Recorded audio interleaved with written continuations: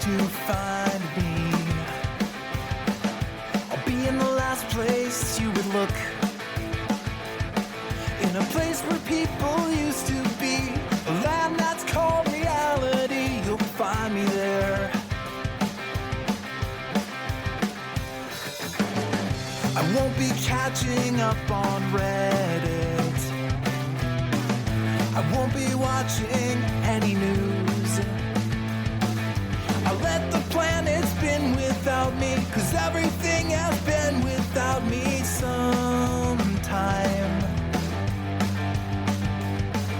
And everyone will be alright if I'm not live by satellite. It's a beautiful day, I'm running away. Don't bother to Facebook message or call me, 'cause I'm living. Well, hello everybody, and welcome to another amazing episode of the Filmbox Podcast. Have you ever wanted to listen to a couple guys in their 20s go in depth on your favorite movie spanning back from before they were born all the way to the modern day?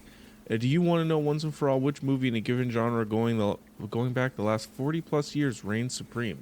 Well, on this podcast, we review films from each decade within a certain genre and then compare them in a bracket-style challenge to see which film comes out on top and is declared champion. I'm your host, Aaron Souza, and joining with me today are a couple of dudes who'd probably scream Kelly Clarkson's name if they were getting their chest waxed.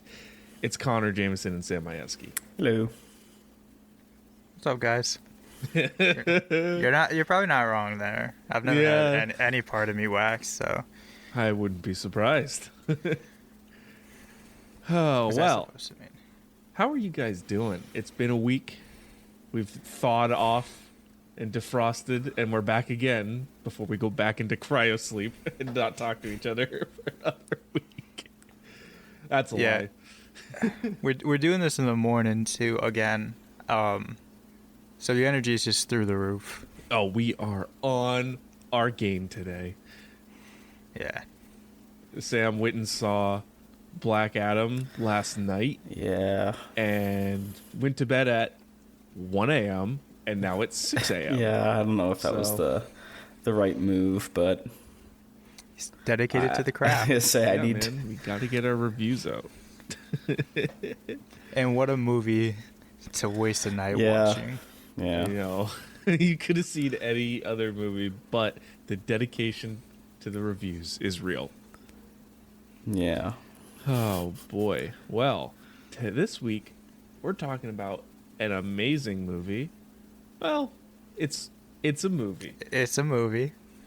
The 40-Year-Old Virgin, released in 2005. Wow. Wow. Wow. This energy is absolutely wild right now. Things are off the charts. Well, before we get into the actual review itself, we've got to go over some production notes. We got reviews to talk about. We got all sorts of stuff. So, let's start with that. This movie was released August 19th, 2005, with a runtime of 1 hour and 56 minutes. Directed by Judd Apatow, the legendary director of comedy movies, and this was his first actual directing credit. This was the first movie that Mr. Apatow did, leading to other films like Trainwreck, Forgetting Sarah Marshall, Pineapple Express, and a whole bevy of movies, good and bad. The Judd Apatow special. Yep. Produced by Apatow himself, and also Shauna Robertson, who, if you don't know who that is, she has produced the movies. This is basically her whole filmography, by the way, so just keep that in mind. There's one other movie, her first movie, where she was an associate producer, which was a bad one. It was called Mystery Alaska. But every other one, we've got Elf, Meet the Parents, Superbad, Pineapple Express, Forgetting Sarah Marshall, Knocked Up, and Anchorman. Not one rotten movie on Rotten Tomatoes out of that whole bunch. Pretty good. If you've got Shauna Robertson attached to your movie, it's probably going to be good. And then also produced by Clayton Townsend, who did a few of the Fast and Furious films, Bridesmaids, and Connor, This Is 40. That movie. Written by Joe. Oh, what were you gonna say? No, I was gonna say, it could probably wait, but It could probably wait. What I say really doesn't matter in any context, but it took me a while to realize like who Judd Apatow was, and it literally took me until seeing Euphoria season 2, Oh my god. because his daughter Maud, Yeah, Maud. stupid name. Jesus. I didn't realize that was his daughter, and I didn't know he was married to Leslie Mann. Oh, So- he's living your dream. Yeah, love-hate relationship here. Well, this movie was also written by Judd Apatow and Steve Carrell, so pretty much a powerhouse group. This movie starred Steve Carell, Paul Rudd, Seth Rogen, all your great. We had Catherine Keener, Romany Malco, Leslie Mann, Elizabeth Banks. So great cast here. Yeah, another thing too, because last week when we talked about Anchorman, we talked about how like the whole crew like rose deep with Adam Sandler. Multiple We did not movies. talk about Anchorman last week. What by is the way, Anchorman? I'm yeah, in we Grown-Ups. talked about grown-ups the last week. I don't know. It's like, where are you going with this one? Well, the whole crew just rolls deep. Feels like Judd Apatow's the same way. Once he likes you, you will be in his movies, his shows, whatever. Mm-hmm. With a estimated budget of $26 million for this movie. Give me a guess on what you think this movie made. Worldwide? Worldwide, as always. I'll go 150. I'll go 100. This movie grossed $177.3 million worldwide. Pretty solid. All right. Cat, what are you doing? My cat's going crazy again. This is going to be a running theme of this podcast. I just know it. For those listening, the cat's just standing there, not going crazy. It's going crazy. It's going enjoying. great, according to Aaron. But Yeah, well, Your I mean, Honor, that is a lie. I lock my cats in the bedroom, so I could do that, but I'm not going to. All right. Well, now that we've gone over the production notes, Sam, are you ready to bring us through this movie's yeah, reviews? I got that. Dude, this energy is off the charts. Yeah, I'm trying to I love spice it it. up here. All right. Yeah, I got that. Just please just try to like inject us with some adrenaline or something. All right. So this movie on Rotten Tomatoes is the tomato meter the critics gave it an 85%, which I believe is the highest tomato meter that we've had so far. I Really? believe so. That's surprising. I think I was looking it up earlier, and I think the next highest was Halloween at 79, or Scream at like 80 or something like that. But Interesting. apparently the critics liked 40-Year-Old Virgin more than Scream. So. and then the audience gave it an 84%, so pretty even. Very good. Couple reviews that I have, and I know Aaron, you said you had a couple too, right? Yeah, I've got a All couple the Amazon reviews like I Yeah. do. There's I got a 5-star and a 1-star on Rotten Tomatoes. So the 5-star states, not as funny as I would hope it would be, and lots of the expected cringe, uncomfortable moments. But the overall movie was pretty entertaining and the ending was great. The lead character, Andy, was easy to root for, as well as his love interest, Trish. Good soundtrack, too. That was a 5 out of 5. I think I gave it a 5. 5 out of 5. I hated the Yeah. comedy. The characters were super awkward to follow. Yeah, that's why I picked that one. I'm like, But he got laid at the end. Spoiler alert. and, so, and 5 good out of 5. soundtrack, too. You got the good soundtrack. Yeah, that was a very good soundtrack. But like, it's like that would be me like watching like grown-ups and being like, it was pretty cheesy and I didn't really like the characters all that much. 10 out of 10.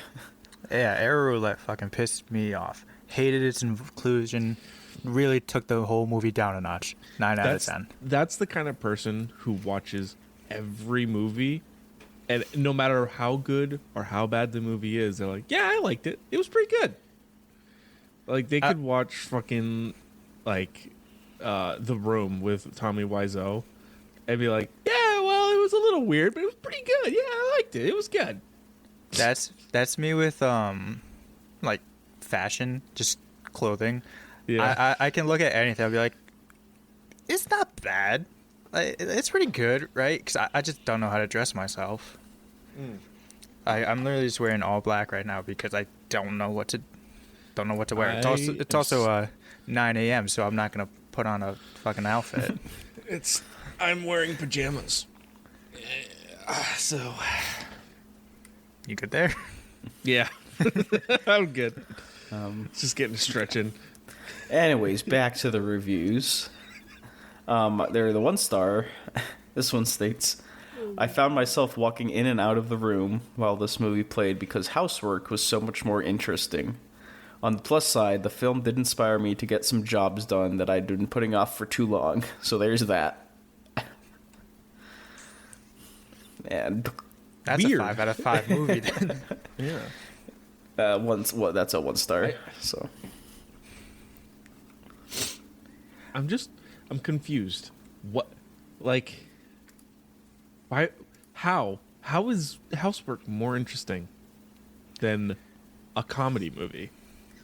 The thing is, I feel like this isn't even a good movie to put on in the background while you do other stuff because this is like my favorite type of humor, just like very monotone, just saying the most like outrageous stuff. Like, imagine you're just vacuuming and all of a sudden you just hear Seth Rogen talking about a woman fucking a horse. How are you gonna keep vacuuming after you're like, wait, what did you just say? Yeah, And that's in the beginning too. Like I know. you hear that, you're in. God, Come on, man, wake up. I'm awake. We're all good. We're good. hey, you're the one that wanted to On the film do it in the box. morning. Yes, sir. I'm ready to go. Yeah, waits 10 minutes in to start stretching and yawning. It's not like we were sitting in here for 30 minutes before. Look, all right, it's just is how it is. Sam, do you have any other reviews? I good on reviews. I just have a couple trivia Okay. points unless you want to go over your reviews first. Do that. No, let's do some right. trivia. Then I can hit my 1 star Amazons. Yeah. So I got a few points. These are nothing too big, but some pretty good intel. So this obviously we all know the scene. You know how I know you're gay scene with Seth Rogen and Paul Rudd. That entire scene was improvised. I think I did know that Makes before sense. watching this movie because I've seen it before. But that's just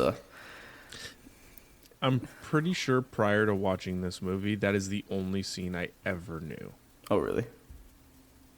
Yeah.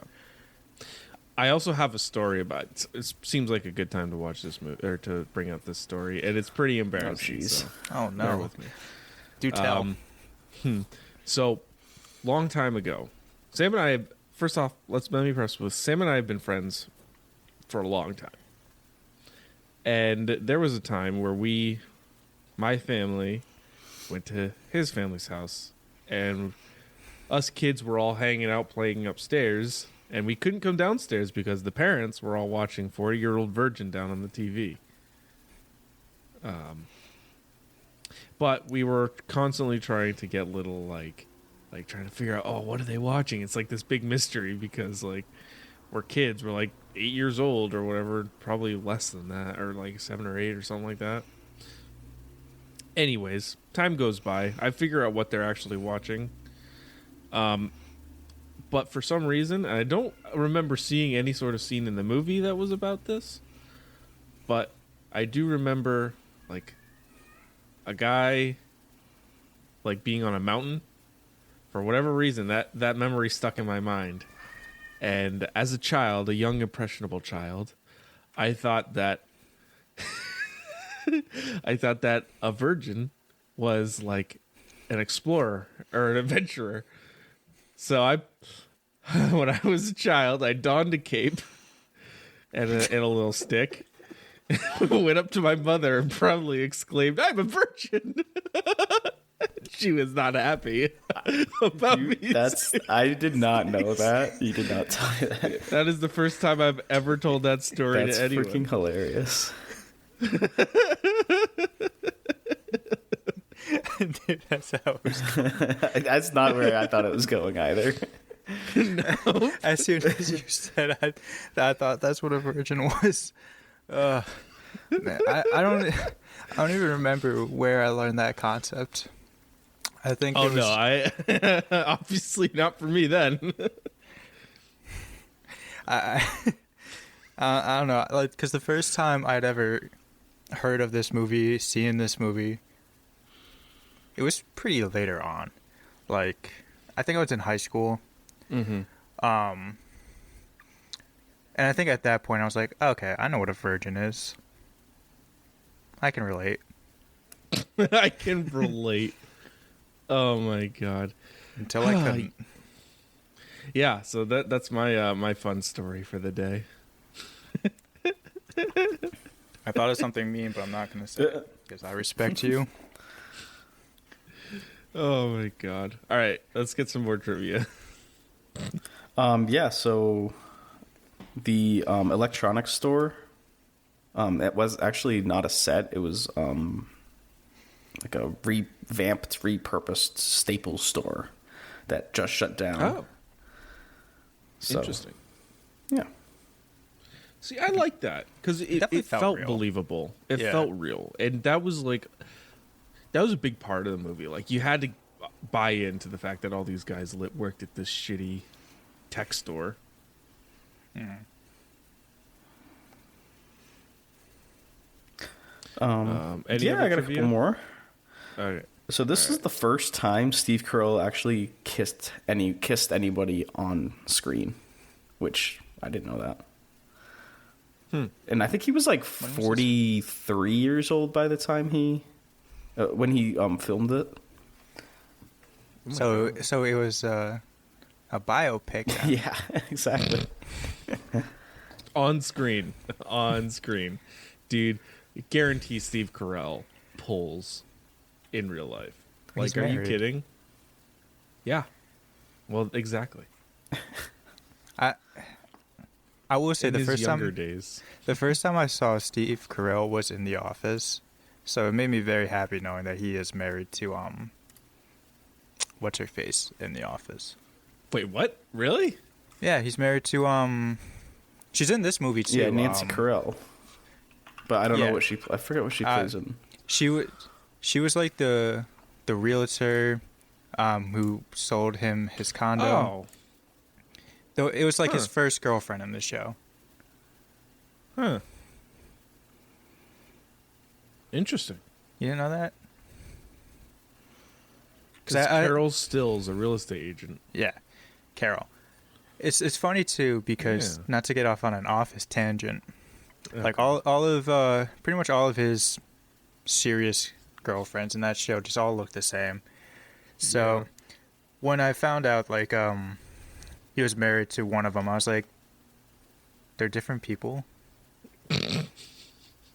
Jesus. And Nancy Carell was born in Massachusetts and went to Boston College. Oh. So. Nice, I got waitlisted by them. Also, Steve Carell was born in Massachusetts. that I knew. Yeah, I got one more for you. Before we keep interrupting. Yeah, one for so the wax scene when he was getting his chest hairs waxed, that all had to be in one take, and it was like real reactions, real waxing. So they used 5 cameras and did one take, That's That's just awesome. insane. and Turned out to be one of the most iconic scenes in movie Oh, history. yeah, So I absolutely. think it worked out pretty Sure. well. Definitely works. All right. Well, I got some 1-star Amazon reviews for you. All right, so this first one says, I only watched 13 to 14 minutes. It should be X-rated. It is not entertaining. It is porn. The storyline is weak. It was not entertaining, and it had a lot of nudity. It was horrible. I could not stand to watch a very weak storyline and all the nudity. It was not at all funny either. I was disgusted, and I thought Steve Carrell had more class and made enough money not to stoop so low. I was embarrassed for Steve Carell. You think this guy had a problem with any nudity in this movie? Someone's just afraid of some boobies, sounds But like. also, like, he watched 13 to 14 minutes, and, like, there's nothing after that. Did he just, like, skip through and be like, okay, here's some boobs, here's another topless chick. Okay, I've seen enough. There isn't even I'm out. anything. After the Stormy Daniels scene at the beginning, like, there's nothing for the rest of the movie. So he's like, it is just ridiculous. There's so much. It's like, dude, watch the movie before you talk. Okay. Mm-hmm. Also, he's embarrassed for Steve Carell, as in the guy who made millions on this movie. I don't think I'd be embarrassed for him. Also, I'm pretty sure The Office started in 2005. I could be wrong, but I don't think at this point in his career he was in a place where, like, he'd be like, oh, I'm already a millionaire. Like, fuck out of here with this idea. Yeah. All right. And my other review. I've tried to watch this movie 3 times and fell asleep every single time. It is so boring. If you want to see Steve Carell do his thing, turn on The Office. LOL. Best show ever. And I can just imagine the kind of dude that wrote that review. He's got, like, his Thunder Mifflin shirt on. Yeah. He's like this stereotypical white guy. Like, oh, The Office is so good. I've watched only that ever. He's got, like, a Dwight Schrute mug. Yeah. Like, I'm a TV fan. I've seen The Office. It's like, okay, bro. Yeah. I've seen true cinema on the silver screens. God. Yeah. So, all right. Well, before we watch this movie, before we review this movie, we gotta watch the trailer. So, is everyone ready to watch the trailer? Yep. Mm-hmm. All right. Let's do it in 3, 2, 1, play. I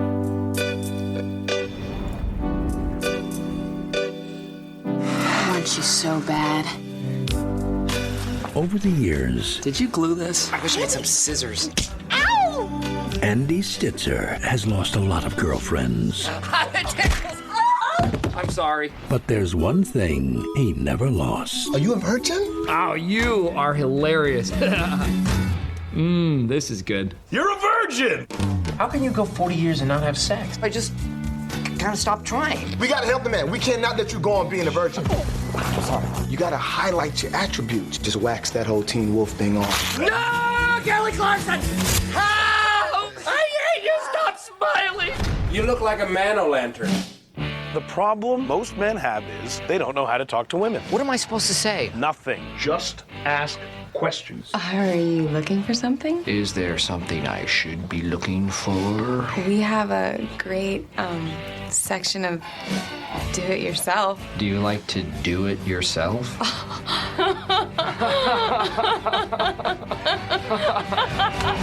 What am I talking about? You gotta go somewhere where every girl is looking for a guy. Welcome to Date-A-Palooza! I'm Andy, and you are Gina? Gina. Well, what's up? Okay. I like your shirt. You have kind eyes. You want to get out of here? Do you think I'm pretty? Whoa, whoa! Look at me! Look at me! From Universal Pictures. I'm Trish. Andy, she gave me her number. My God, man! Party's over. Let's let the virgin get back to work. And the producer of Anchorman. We've given you all the advice we have to give. Now you gotta put it in action. Comes a comedy that will touch you. You have your hands on my belt. Like you've never been touched before. Yeah, we gonna celebrate. Hey, you! Let's get out of here. Hope you have a big trunk, because I'm putting my bike in it. Yeah! The 40-Year-Old Virgin. Interesting trailer. Very interesting. Not a fan because it basically gave away the entire movie. I mean, what will you expect? It's called The 40-Year-Old Virgin. I mean, it's about a 40-year-old virgin. Be about. You know what it's going to be about, but you at least want to see it. Like, I literally just watched the whole movie play out in the trailer. My gripe is they made it seem like Leslie Mann would be a much bigger character. This is true. She was not. She was not. Well, Connor, are you ready to bring us through this movie scene by scene, moment by moment? Yes. All right. Well, let's hit it. And I need all of you to stop what you're doing and listen. Come on, everybody. Here we go. It's 106 miles to Chicago. We got a full tank of gas, half a pack of cigarettes. It's dark, and we're wearing sunglasses. Hit it. Hello, boys! I'm back!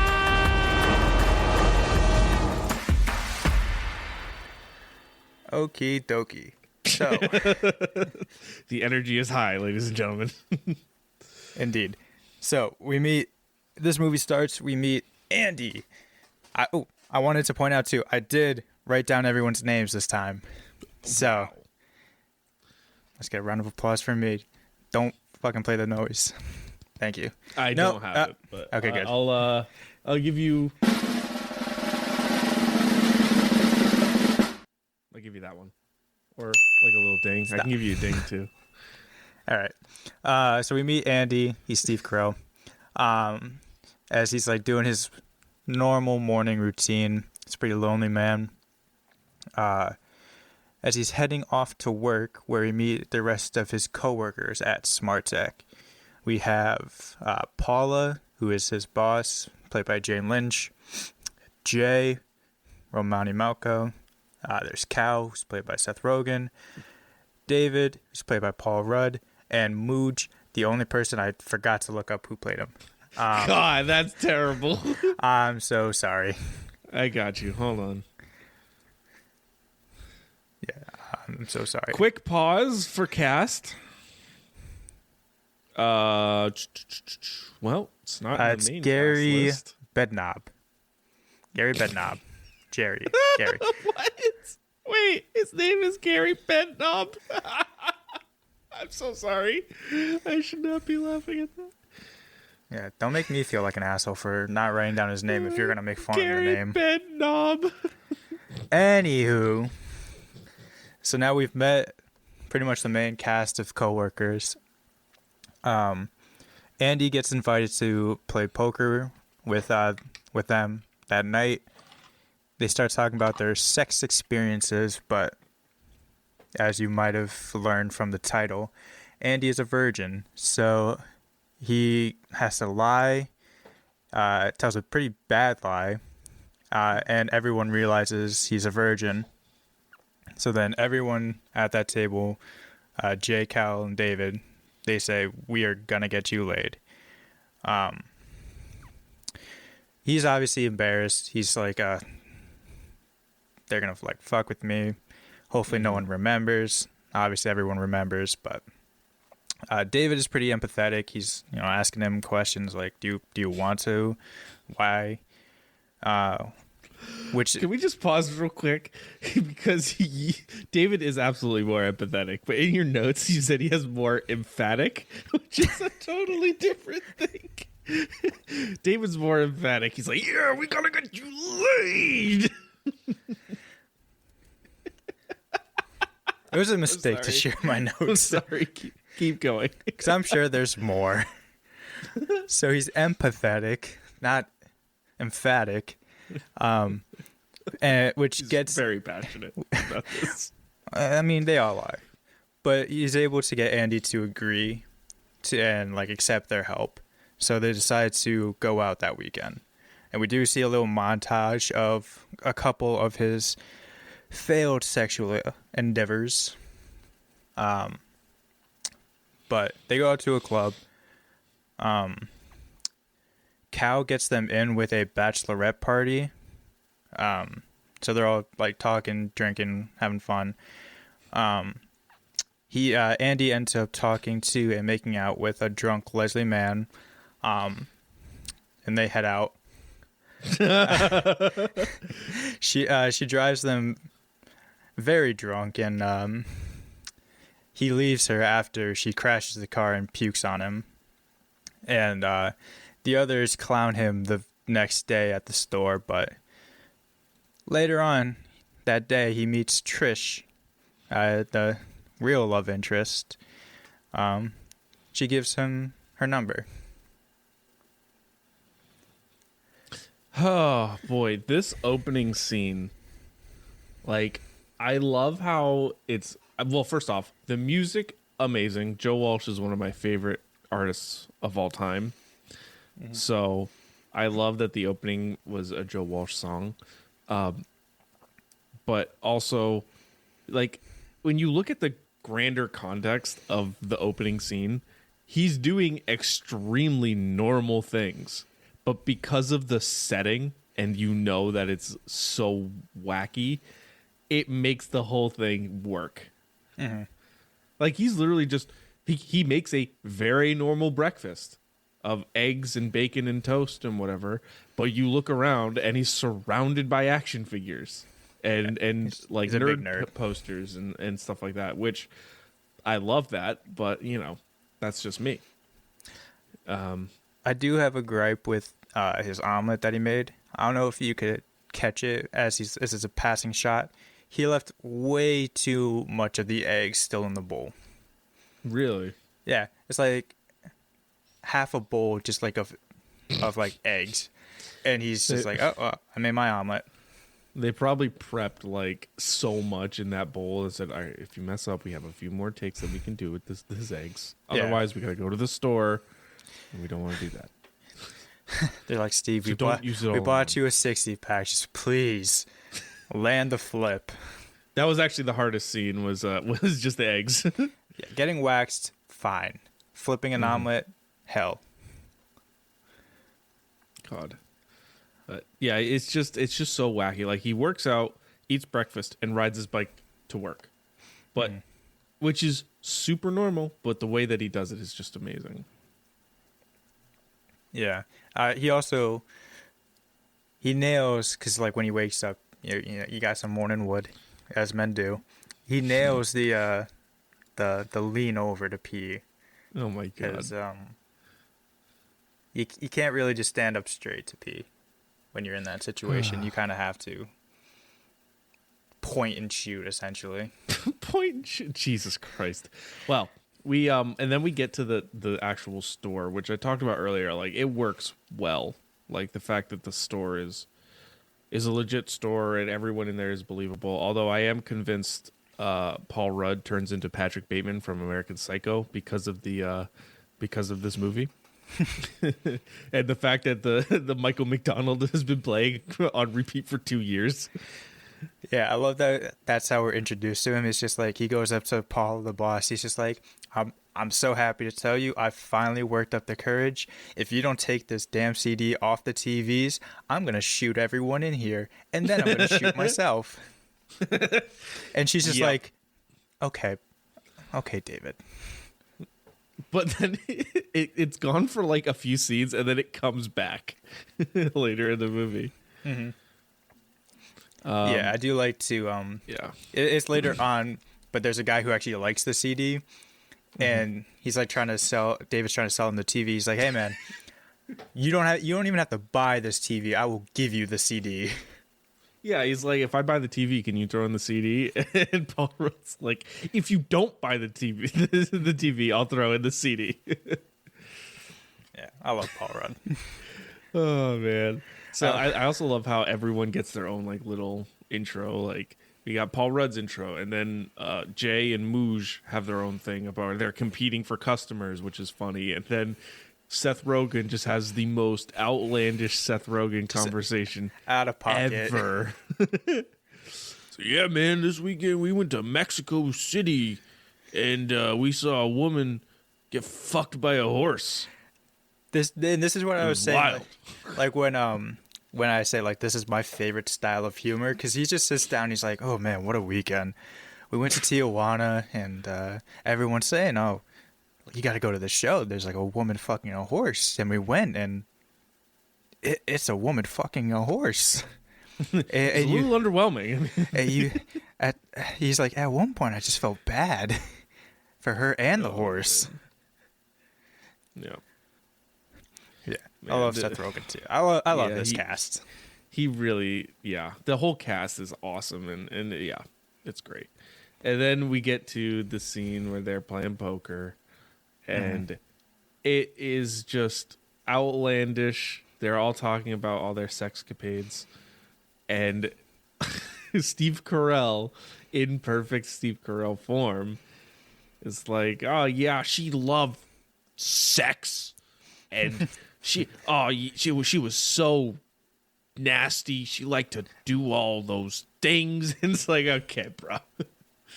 Yeah, and then they're like, oh, like tell us about her boobs, like what are they like? And he goes, it felt like sandbags.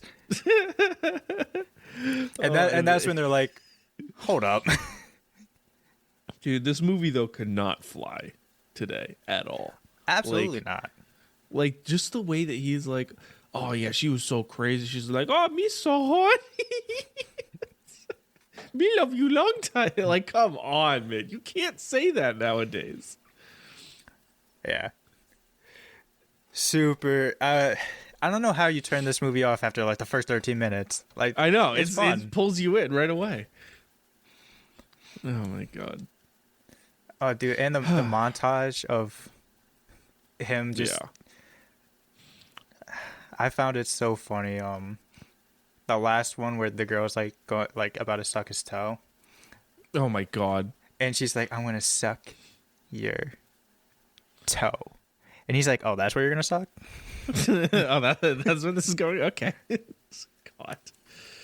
Good God. Also, maybe I'm gonna out myself a little bit. It's not that hard to take off a bra. You don't have to chew through it. You don't have to pull it up. They got clasps. I know. Just undo the clasps. I know. You do it one-handed. Yeah.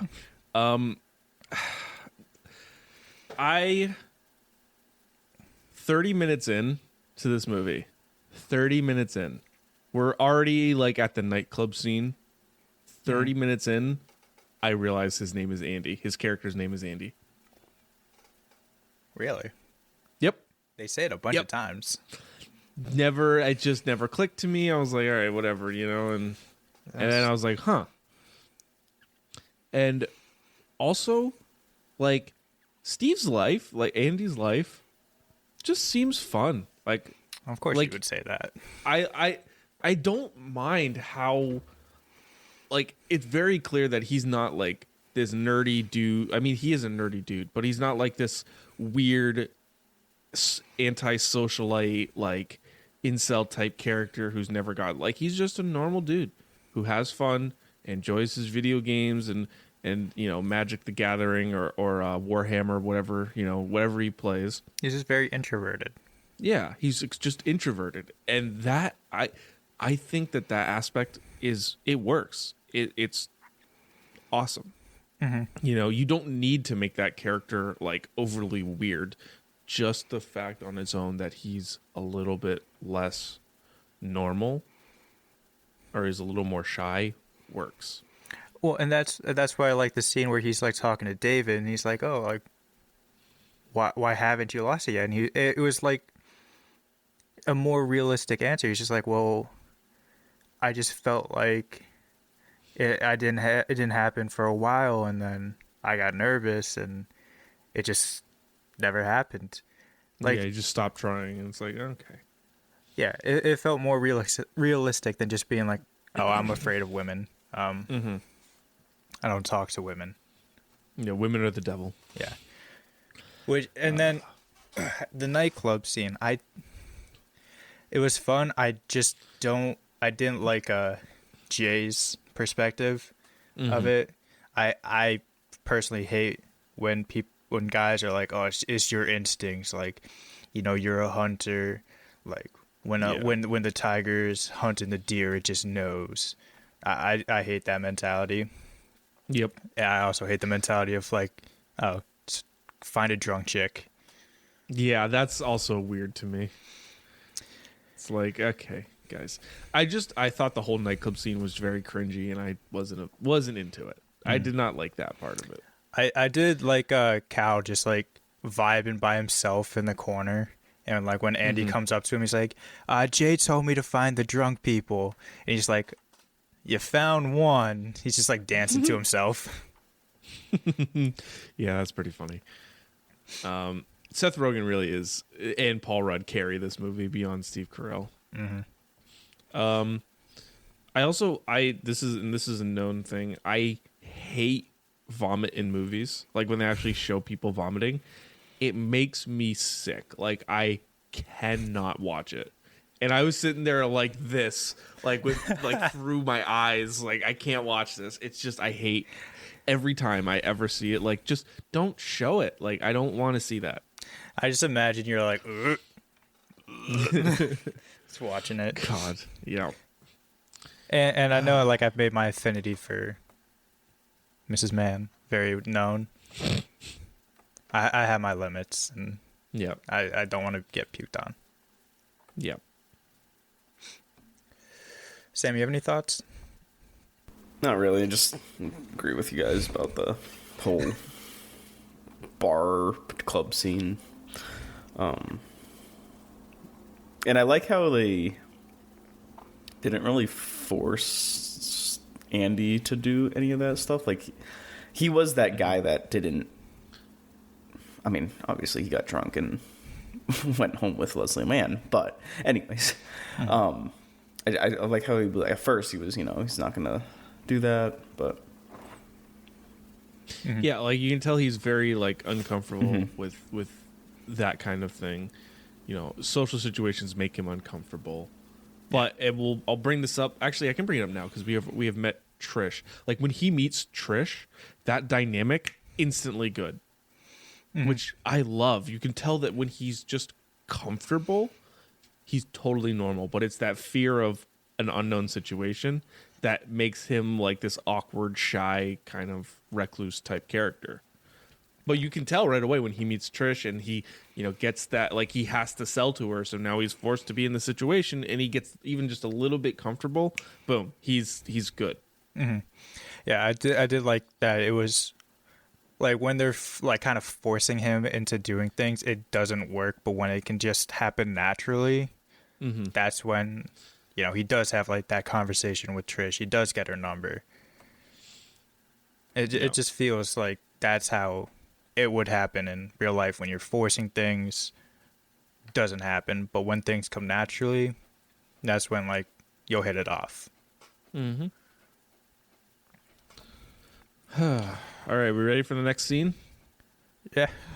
So the rest of the guys, they take him out to dinner, and they're trying to convince him, like, now that they know like he got Trisha's number, they're like, okay, well, she can't be the first person you have sex with. Like, you want to be like somewhat experienced so it's not bad. So he tries to call Trish the next day, but he panics. He's a very nervous guy. And we get not even infamous, just the famous waxing scene where they tell him like, oh, you got to take care of your chest hair. And he lasts about, 5-6 pulls? Yeah. Yeah, they call him a man-o'-lantern, which I found funny. Man-o'-lantern. And then we get and then Cal is talking to Andy, giving him his advice about how he just needs to like branch out a bit more, start like planting some seeds. It was like that scene in the trailer, just you don't have to say anything, just ask questions, which he does on the girl in the bookstore named Beth, and it works. She is smitten with him. But after that, maybe got a little confidence. He tries to call Trish again, panics. She thinks that he's a telemarketer and just berates him essentially. Yeah. But later on, David comes by with a ginormous box of porn. Back when porn was on VHS tapes. Tries to jerk it, but he can't. He then gets tricked into going to a speed dating session, but no one really catches his eye. Again, he's into Trish. Jay invites him to a special party later on, but that just happens to be a little encounter with a sex worker that he rejects.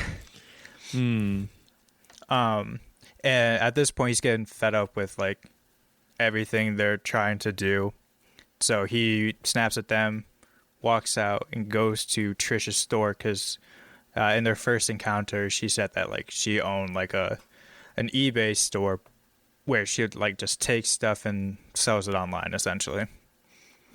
But he's able to go over there. He asks her out. She says yes. She says she'll pick him up later because he drives a bike. And Cal and David, they like help him clean up his condo and hide all the action figures and posters. They have a good date at a hibachi place, and one thing leads to another. She brings him back home. They're about to have sex, but she doesn't know how to do. So he's like trying to figure out how to put condoms on. Goes through like an entire batch of them as Trish's, I believe, son and daughter walk in. And he gets they both get rightfully flustered, and he leaves, but he's still a little chubbed out after leaving, as politely as I can put it. Jesus Christ. Yeah, there's no polite way to put this movie in any standard. He was bricked up. Hours later, it was funny. He had to call like a guy on the phone. He was like, what am I supposed to do? It's been 4 hours and I'm still erect. And the guy's like, I mean, I can't really do anything for you through the phone, but you should probably just have sex. But anyway, Andy gets promoted to floor manager by Pollock after he's able to sell. And I think this is after David has like his little meltdown. Because his thing is he fell for a girl he dated for like 4 months and is still in love with her. He has a little... And that was like 2 years prior. Yeah, it was a while ago. But anyways, Paula makes him like floor manager, and she also says like, I'll be your fuck buddy if you want. Oh boy, can we talk about this waxing scene? Yes. Like, all right, I'm gonna ding for one of my favorite quotes in this movie, and it is not the Kelly Clarkson one. It is the second time he gets waxed when he's like, "Oh, sucker, motherfucker!"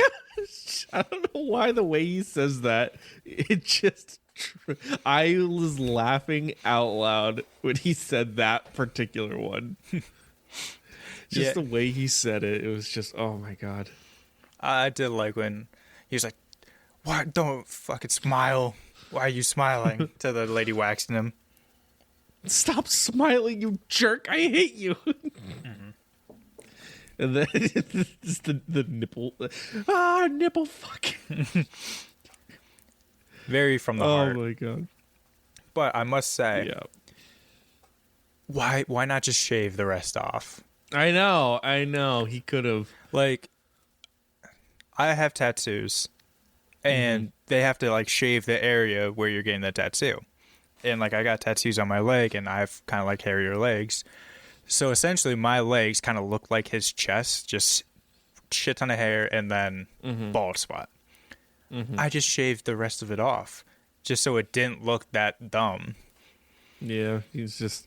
I mean, you got to think that he probably never even thought about that because he's just not, doesn't really think about his appearance that way.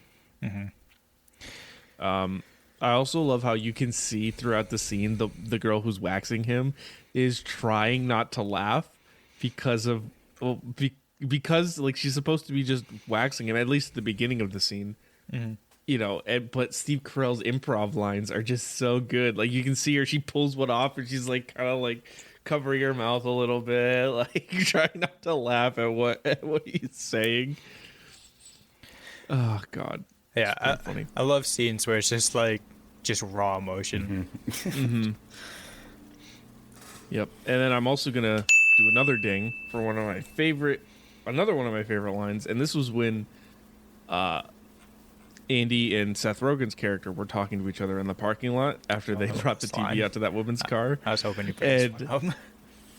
I think it's the same one, but like they're talking, and Seth Rogen saying about like how he can pull, find women, meet women, whatever. Yeah, he can pull, and he just says, "I am ugly as fuck by traditional standards." just the way that line, and then you get this like shot of him, and you're like, "Yeah, that tracks." Yep, it is true. And then he's like, "No, there's a difference between being ugly as fuck and being ugly as shit."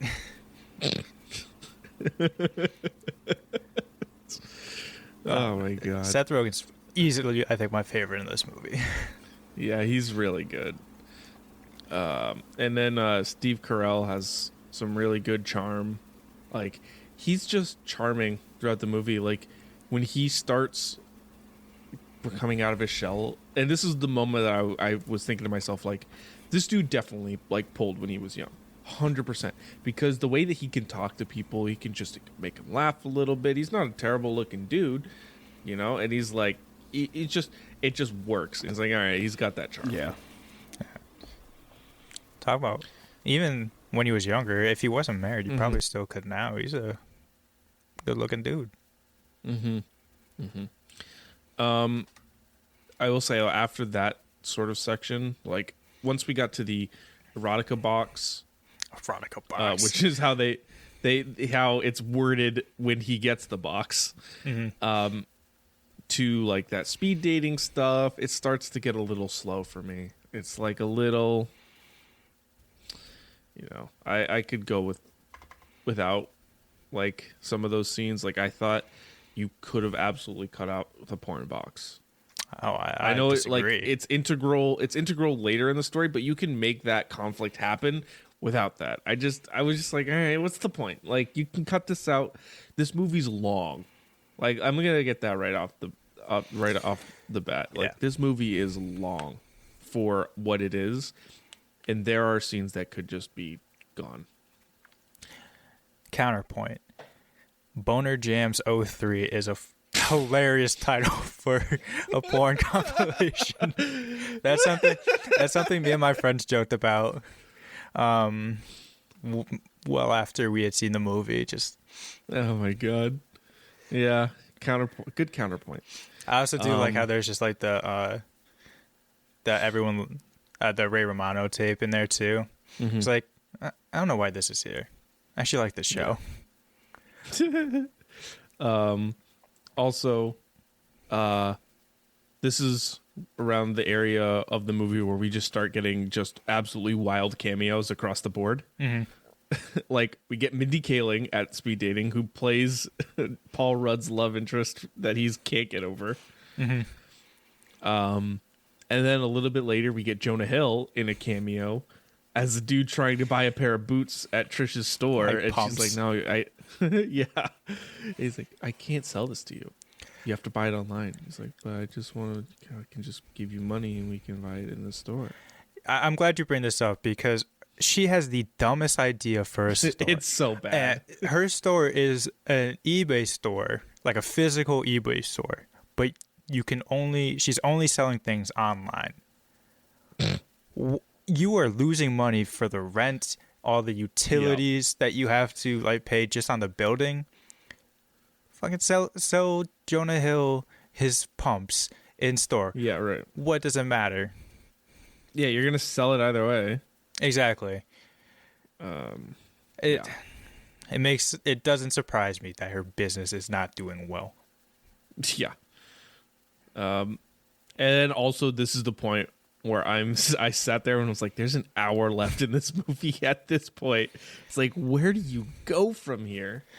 Yeah, I will say, and I made this point clear with you guys, 2 hours is, unless it's a really like good story, 2 hours is my limit. Yeah. If you can keep me entertained for that long, great. If not, I'm gonna start fading and kind of starting this to fade. middle third. I started fading for sure. Yeah, no, for sure. And I do also just like how it is just a bunch of guys being dudes in this middle section, which is fine. But final cameo for this section, before we move on to the next scene, Kat Dennings playing the daughter. I won't even say that's a cameo. Like, she's just casted. I mean, but like Kevin Hart has so a out of cameo. left field. It was just so out of left field, though. True. Like, I was just like, oh, there's young, very, very young Kat Dennings. I will say, too, it's always fun. Like, 'cause this movie came out 2005. I probably saw it in, like, the early 2010s when I didn't really know actors yet. So coming back to it now that I know people, it's like, oh, shit, Kat Dennings. Hello. Yeah. Yeah, there's another one a bit later on too, where I was like, "Oh, hello." I also just think that the scene with Jane Lynch where she's talking about being like his fuck buddy, is just get rid of it. Like, you don't need it. Just cut it.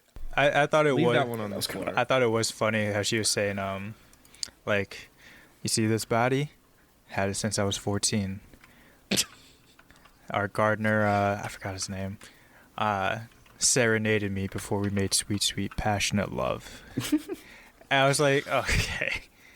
When Jesus like, Christ. these people are very funny, and I do like when they're just allowed to riff for a while.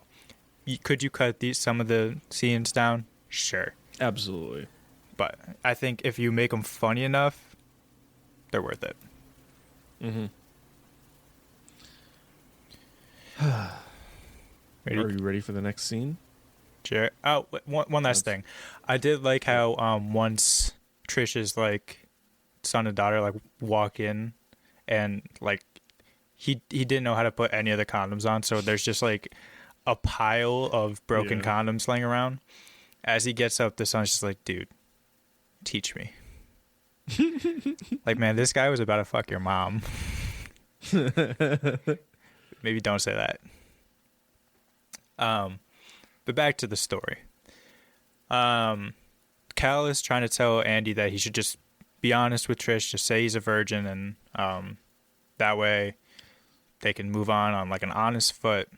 So him and Trish go on a date later, and he's about to, but then I forget how it gets brought up, but they essentially decide to hold off on sex for a while, which ends up being 20 dates before he can tell her his truth. But he does go back to her house, and we like formally meet Kat Dennings, who's Marla, and her other daughter, Julia. And Jay starts to accept Andy's way of thinking towards relationships after he gets caught cheating, which he made very clear from the beginning that was something he does. It's just open pass. But we start to see a montage of Andy and Trish's dates as we get closer to 20, where Trish offers to help him sell his collectibles so he can finance his dream of owning his own like stereo shop. But one day he gets a call from Trish because her and Marla are having a pretty big fight because Marla wants to be on birth control so like she could have sex with her boyfriend. Andy offers to take her to like the family planning clinic, just so like he could learn something too. And he reveals to Marla and everyone else there that he's a virgin as well. But or he does it so like Marla isn't embarrassed to admit that she's a virgin in front of everyone else. But yeah, they start to bond because of it. Marla was always very kind of cold to Andy because someone just dating your mom, you're not gonna just be all cool with that. But then later on, it's revealed that Jay is having a kid. Like, he got his wife pregnant. So he's planning a legit party to celebrate, not one of these sex parties that Andy's been getting tricked into. Yeah. There's a real, like, natural progression of things in this movie that you don't notice. It's very subtextually subtle. Like, you go and it's like, okay, we've got we start off, he's this dude who avoids talking to women completely, and he's very shy and awkward, and all that kind of stuff. But as we go along, he starts to come out a little bit more, and he starts to have this good relationship with Trish, and talks to more people. He's a little bit more outgoing, and that sort of progression is very natural. It goes along very well, which I like. I like that. Yeah, I like seeing growth. What else was there? I also like. This is also where we get the Kevin Hart cameo, which is pretty awesome. Yeah, that was. And I was like, "What in the world?" Yeah, like, this is where I was saying, like, oh, you realize people are in this movie that I didn't realize the first time.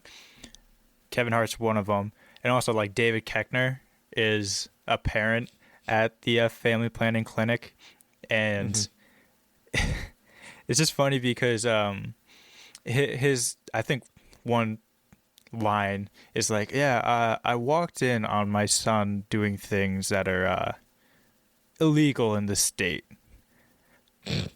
and Steve Carell's wife is like, did you have a question? And he's like, how can I get my wife to do that? Oh God. And like, this is the point where I realized, like, even though Andy, like, the movie sets up Andy to be this, like, weird dude, he's never had sex, whatever, blah, blah, blah. He is that guy that you would actually want to have as your dad growing up. Yeah. Like, you don't want Jay. You don't want anyone like that.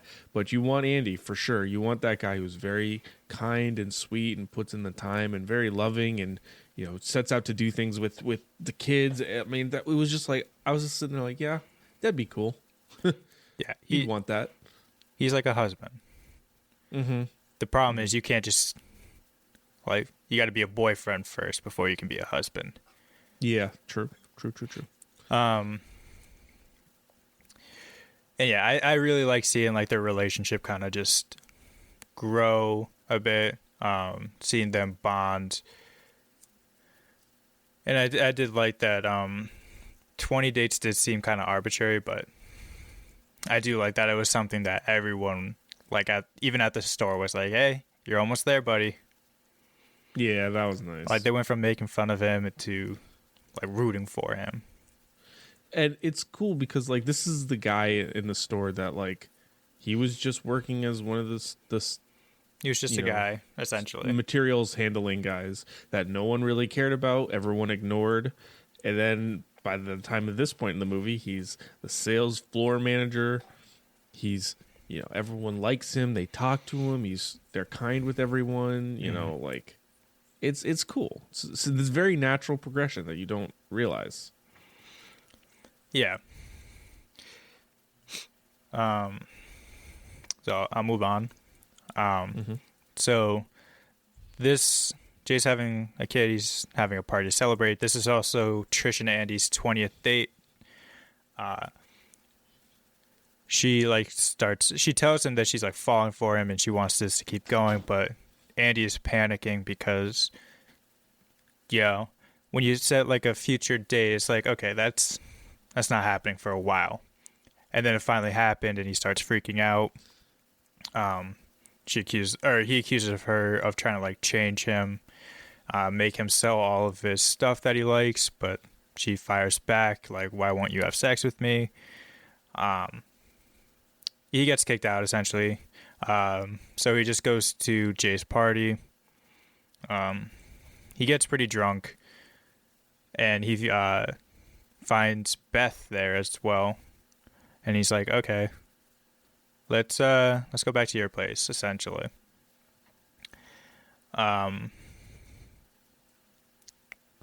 Trish tells Marla, or Marla tells Trish that she liked seeing her mom happy. She liked Andy, and convinces her to go out and like try to find him again. But Andy's with Beth. They're about to hook up, and he starts to sober up, come to his senses. And while he's like about to leave, and all the guys end up showing up there too. And they essentially convince him not to hook up with Beth, which he was already about to do. So he goes back to his condo. I think it's a condo. I don't know. I keep saying it's a condo. I'm going to call it a condo. Patricia's waiting there for him. And she sees all the porn that David had left. She confronts him. She accuses him of being like a deviant. Also because like they cleared out his apartment. It's just bare bones. She's like, she calls him out on the lie because he was like, oh, I'm getting my carpet done, whatever. There's no carpet. So she then thinks he's a murderer, which is another joke that happened in the beginning. So she runs out and he's like trying to chase after her. A little chase scene, but he ends up crashing his bike into her car and going through a billboard. And it's here that he finally says that he's a virgin. Turns out she's cool with it, as most people would be. Yeah, right. It's not that big a deal. Yeah. They say they love each other. Happy. They get married, and they finally have sex. Yay! Woo! Yay! Woo! Lasts about a minute. Yeah! Woo! Been there, done that. But round 2 is right around the corner. Been there. No, I'm kidding. Jesus Christ. No, this movie ends with all the characters singing Aquarius, Let the Sunshine In by the Fifth Dimension, which was, I felt like a weird ending. Yeah, like that ending is wild, but rewinding a little bit before we get there, like this is another point where I realize like Andy is completely awkward around everyone else except for when he's talking to Trish. Mm-hmm. Like when he meets Beth at the bar, you can tell how like unnaturally awkward he is. He's like, hey, you, it's like all this like weird stuff. Mm-hmm. And but when he's with Trish, it's very natural. You can see it work, and I like that. I like that he's not like he just doesn't become this like instant player, like womanizer type. Yeah, like he's still the awkward dude, but now he's got a little bit less awkward with one person. Mm-hmm. Yeah, it's just once you get comfortable, you're okay. Yeah, coming out of your shell. Mm-hmm. Problem is, alcohol can do that pretty quick as well, and it's not as natural. Yeah, that scene with Beth back at her apartment is wild. Oh yeah, I really liked when he's about to leave and all the guys are just there, and he's just like, "How'd you guys know I was here?" Just like, "Oh, I hit that." That was about 8 months ago. Yeah, but like as he's leaving, all the guys leave with him except Cal, who just just strolls into this lady's bathroom as she's like in the tub playing with the shower head, if you know what I mean. He's like, "Howdy, how you doing?" I just love how like as he's walking into, he's like, "Yeah, we got to get out of here," and he's just like high stepping like very slowly. He just saunters into the bathroom. Yeah, it's like, "Yeah, we shouldn't be here at all. You got to get out of here." Yeah. Let's go, guys. And then they're together at the wedding, which I liked too. It's like, happy endings. Right, I have a theory. Now that we've gotten to this point, I have a theory. Shoot. Okay. Now, hear me out. I think that Andy is not the only virgin in this story. I fully believe that Cal, Seth Rogen's character, is also a virgin. But the only difference is Cal's more outgoing and knows how to play it off. He's the only one where he doesn't have a specific woman throughout the story. Where like David had Mindy Kaling, where he was obsessed with her, but they were obviously together. Jay has his escapades. He's a womanizer. Every scene, like even at the bar, he's off by himself drinking alone. You know, he's never actually with a woman throughout the movie, except for that final section, this final section of the movie where he comes in with Elizabeth Banks, and then they're together. I fully believe that he's just able to play it off because he's more outgoing. It's interesting. I can see that. I don't agree with it, but it has some legs. I would say that.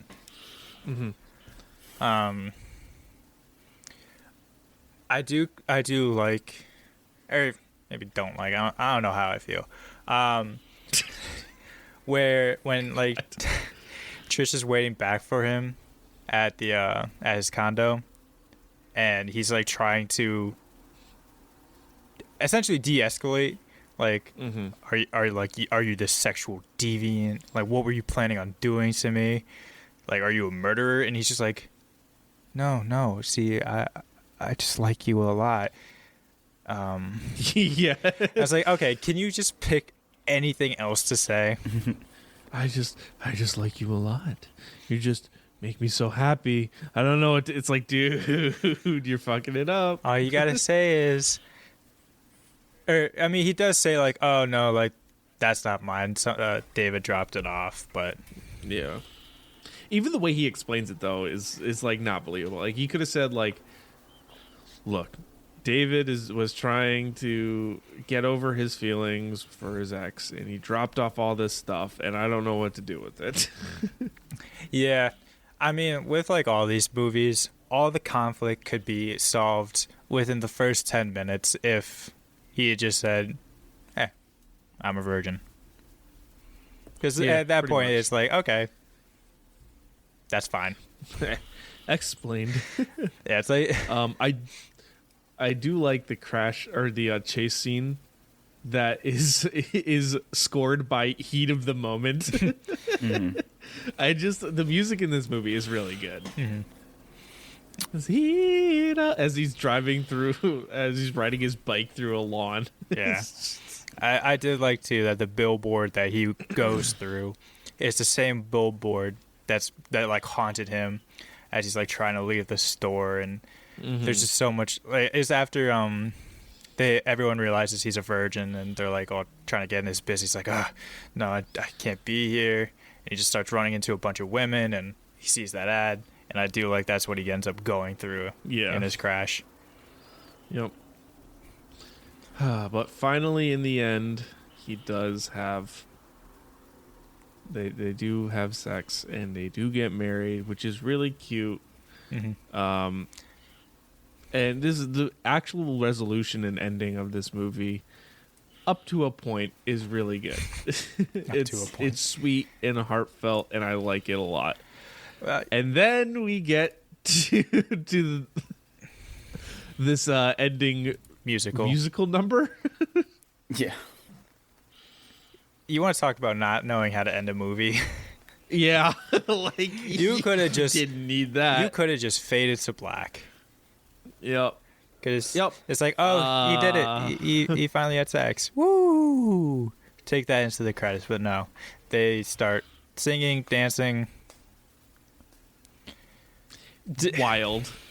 And it's the whole song. Like exactly. They don't just do like a little bit. Like they do the whole thing. It's like a 4-minute musical number, and I'm just like, okay, this is how we're ending this. All right. And when I was watching it too, I was like I can't turn it off because what if something else happens? Like I gotta, right. I gotta have like my notes for how this movie ends. So I just sat through the entire thing. Oh God. It also looked very midsummery. Yeah. Like in the field, a bunch of flowers. Everyone's like wearing white. If you've seen that movie, I don't know. You know it's not happy thoughts associated with it. Yeah. Granted, it did come out like 10 years later, but still. they should have known. Well, does that wrap up our thoughts for this movie? I think it does. Yeah. I think so. Well, now that we've finished our thoughts, it's time to lead us out of this episode. I do wish we could chat longer, but I'm having an old friend for dinner.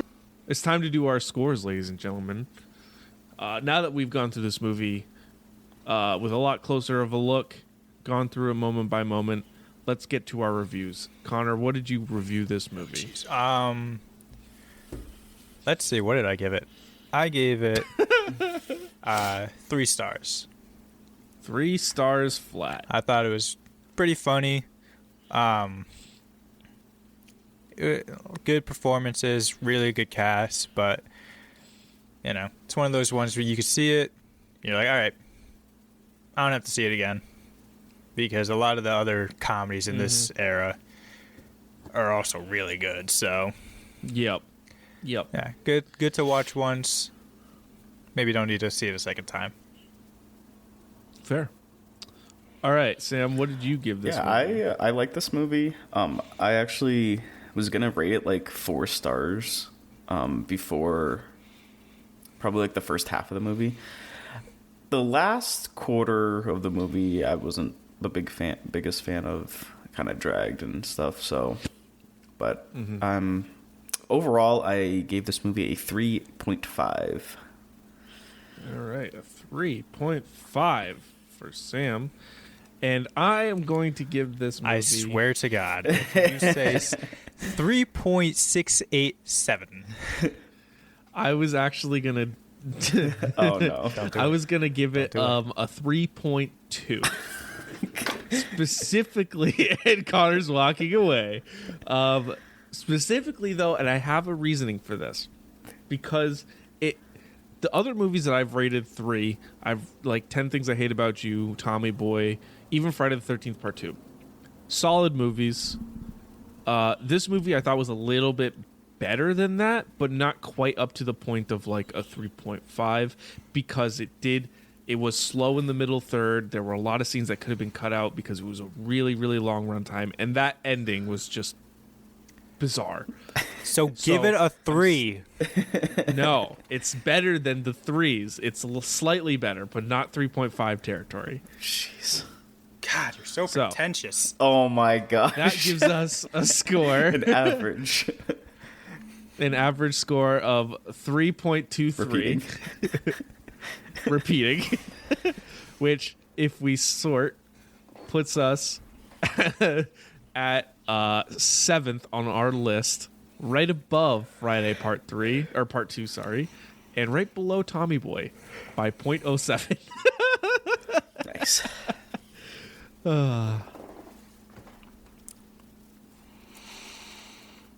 Connor's so mad at me. I'm an aesthetic guy. I like clean numbers. When I see Aaron 3.8, 3.2, and it makes these averages just 3.3, 3.23, my blood is boiling. Yeah. Or at least go to like quarters, like 3.25. Like that would be better than I was thinking about 3.25. You know what? 3.2. I'll give it that extra 0.05. I'll give it the 3.25. No, explain it now. Why is this now 0.05 times better? Because of Seth Rogen's line, "I'm ugly as fuck" by normal standards, or whatever it is. It doesn't make it any better. It does. Nah. It actually bumps up. So it bumps things up to a 3.25, which is better than a 3.23333. Yeah, whoop-de-doo. It's still in 7th place. Oh my goodness. Well, now that we've gone through this movie, we've reviewed it. Now it's time to talk about next week's episode. So we're at the end of the month, ladies and gentlemen, which means next week we will not be doing another movie in our theme, but instead we'll be doing a fight night. And so for next week, we will be talking about not the movies themselves, but comedy movie legends themselves.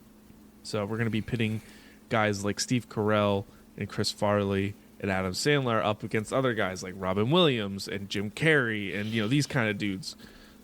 David Spade. Since we've done multiple David Spade movies on this month. So be on the lookout for that. That'll be a fun episode.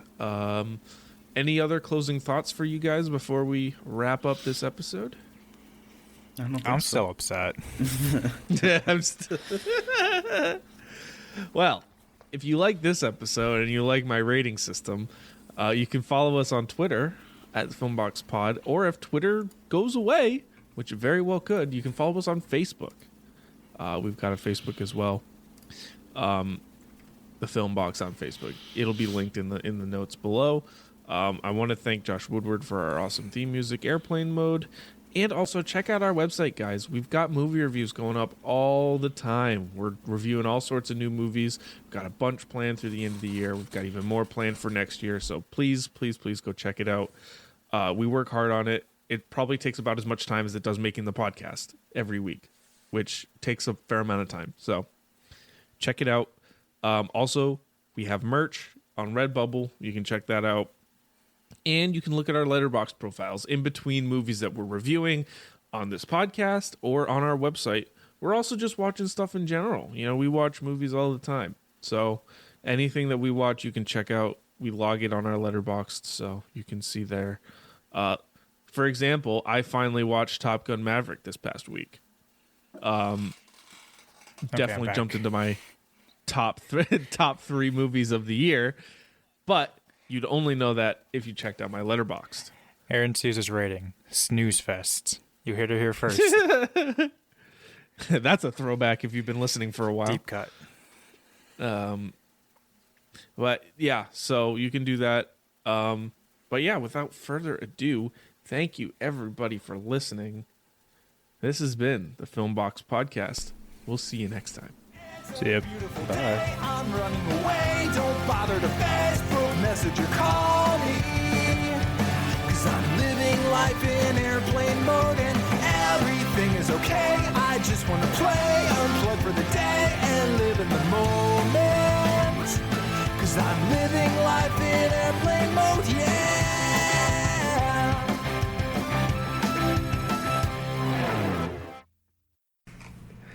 Today's a great day to start your own podcast. Whether you're looking for a new marketing channel, have a message you want to share with the world, or just think it'd be fun to have your own talk show, podcasting is an easy, inexpensive, and fun way to expand your reach online. Buzzsprout is hands down the easiest way and the best way to launch, promote, and track your podcasts. Your shows can be online and listed in all the major podcast directories like Apple Podcasts, Spotify, Google Podcasts, and even more within minutes of finishing your recording.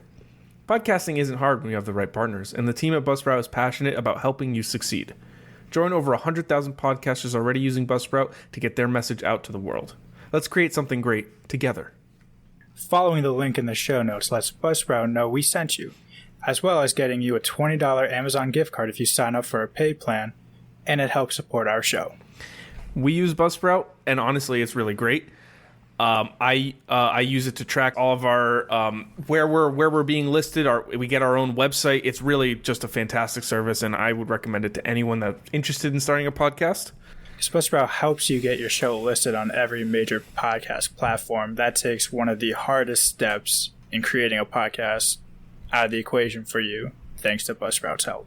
And if you want to upgrade, Buzzsprout has tons of guides to help you find the right equipment at the right price. Plus, it helps you navigate how to do things, how to market your show, how to make money off your show, how to do all sorts of stuff. It's all right there for you to use.